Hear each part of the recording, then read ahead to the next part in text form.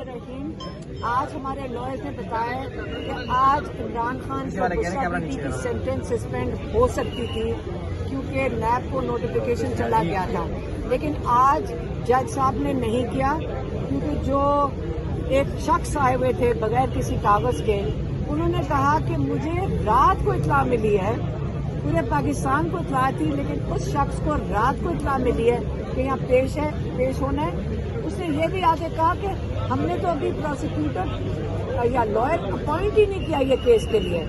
तो हमने अपने लॉयर से पूछा, सलमान सफदर से, कि आप बताएं कि जज साहब को क्या करना चाहिए था। अगर सेंटेंस नहीं सस्पेंड करनी थी, जज साहब को उसी वक्त उनके साथ नाराजगी का इजहार करना चाहिए था और उनको कहना चाहिए था कि आप 2 घंटे में प्रोसिक्यूटर जनरल को यहाँ पेश करें।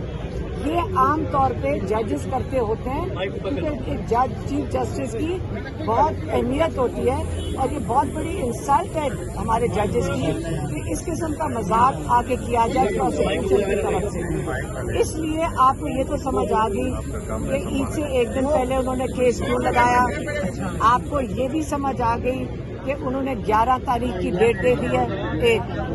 अब हमने लॉयर से पूछा कि आप बताएं कि 11 तारीख को जब केस होगा क्या इमरान खान को और उनको बेल मिल जाएगी, बुशरा बीबी को।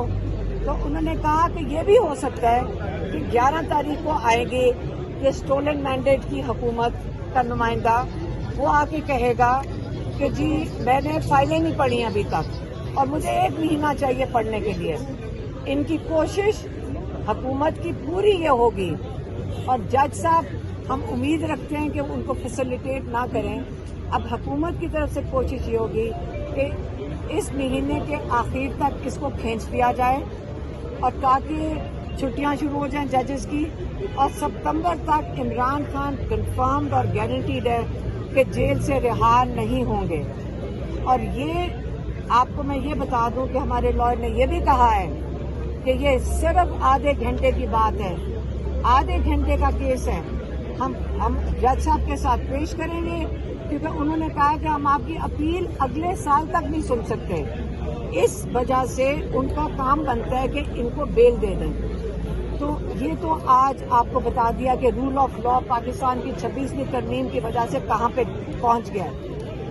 जो बहुत अच्छी चीज़, मैं आपको अच्छी खुशखबरी भी बता दूँ, जो बहुत खुशाइन चीज़ है जो हमारे लॉयर्स ने अंदर हमें बताया है कि एक क्या नाम है उनका, वाजिद गिलानी, एक जो वाजिद गिलानी है जो इस्लामाबाद बार के प्रेसिडेंट इलेक्ट हुए हैं, उन्होंने लॉयर्स के साथ बैठ के अहद किया था। आप फिर से समझें, अहद आप क्या चीज़ होती है। अहद बड़ा एक आप अल्लाह के सामने अल्लाह को हाजिर नाजिर जान के आप अहद करते हैं कि मैं पाकिस्तान के रूल ऑफ लॉ के साथ खड़ा हूँ और मैं 26वीं तरमीम के खिलाफ खड़ा हूँ। तो उन्होंने इसके बेसिस पे अपनी इलेक्शन कॉल दी, इसके बेसिस पे उनको लॉयर्स ने वोट दिया, 1000 उनको वोट पड़ा। जैसे ही उनको वोट पड़ा और वो इस पोजीशन में आ गए, उन्होंने क्या किया, उन्होंने जाकर 26वीं तरमीम के साथ खड़े हो गए। आज़ाद जजेस के जो लेटर गया हुआ था उनकी सपोर्ट में, वो उन्होंने विड्रॉ कर लिया और अब उन्होंने ये भी अनाउंस कर दिया है कि 27वीं तरमीम को अभी मैं सपोर्ट करूंगा। तो लॉयर्स ने ये भी बताया कि इसकी कीमत शायद 2, ये लॉयर्स ही बता रहे थे अंदर, इसकी कीमत शायद सिर्फ 2 या 2.5 करोड़ रुपए लगी है। तो मैंने उनको कहा कि उस शख्स को जाके बताओ कि रूल ऑफ लॉ की कीमत तो ऊंची कर लेते हैं। आप ये हालत हो गई है कि 2-2 करोड़ के अंदर इंसाफ पाकिस्तान का बिकना शुरू हो गया है। तो अब उन्होंने फैसला किया है हमारे लॉयर्स ने, जिसमें अली बुखारी, नियाजुल्लाह नियाजी और शुएब शाहीन शामिल हैं जो लीड करेंगे इसको। अदम एतमाद का वोट ला रहे हैं क्योंकि इस शख्स ने लॉयर्स का वोट बेचा है, क्योंकि ये लॉयर्स ही हैं जिन्होंने अब होल्ड करना है रूल ऑफ लॉ पाकिस्तान में। तो ये बड़ी खुशाइन चीज़ है। वो अदम एतमाद इसके खिलाफ लाएंगे, इसको इसकी वो कुर्सी से हटाएंगे और उसके बाद सारे पाकिस्तान में लॉयर्स बहुत खुश होंगे सुन के कि आइंदा के लिए जो राइट ऑफ वोटर है اور اس طرح لوگ بیچیں گے نہیں جا کر. اپنے بارز ایسوسیشن میں اس طرح غلط بات ہے. ان کی ڈیوٹی ہے کہ یہ رول آف لا کو پروٹیکٹ کریں. مہربانی.